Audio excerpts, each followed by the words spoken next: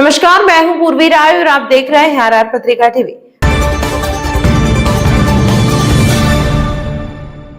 राजस्थान में ओबीसी आरक्षण के वर्गीकरण और यूजीसी बिल लागू करने की मांग को लेकर सियासी हलचल तेज हो गई है। कुचामन सिटी में नेशनल जनमंडल पार्टी ने बैठक कर आंदोलन का ऐलान किया है। क्या है पूरा मामला, देखिए हमारी यह खास रिपोर्ट।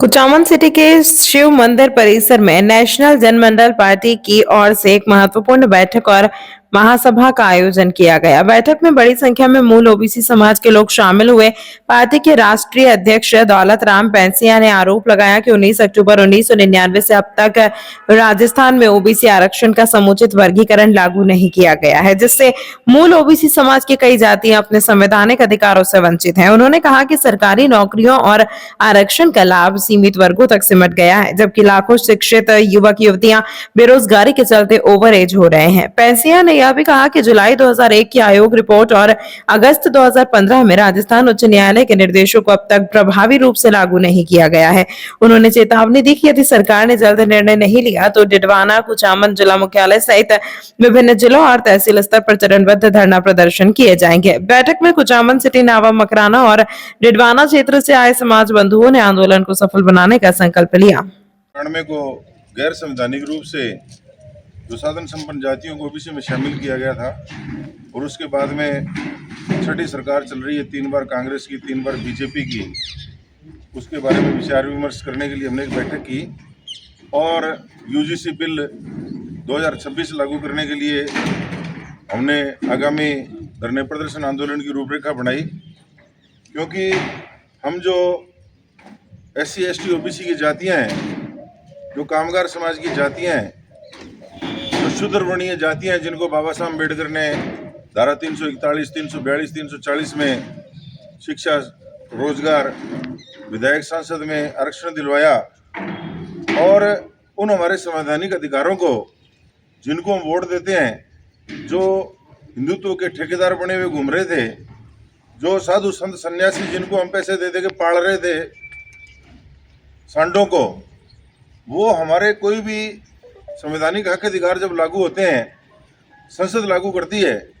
तो हमें माँ बहन की गालियाँ निकालते हैं और सुप्रीम कोर्ट से स्टे ले लेते हैं, हाई कोर्ट से स्टे ले लेते हैं। हम लोग कुचामन में एक कैडर मीटिंग करके और हमने राजस्थान में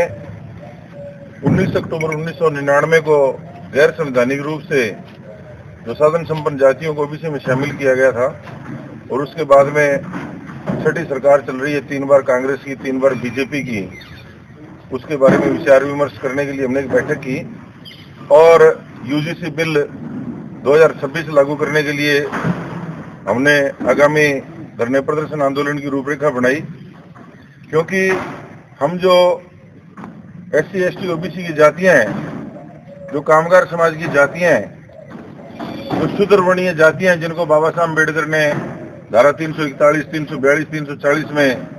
शिक्षा, रोजगार, विधायक, सांसद में आरक्षण दिलवाया और उन हमारे संवैधानिक अधिकारों को, जिनको हम वोट देते हैं, जो हिंदुत्व के ठेकेदार बने हुए घूम रहे थे,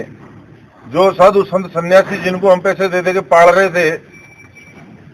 सांडों को, वो हमारे कोई भी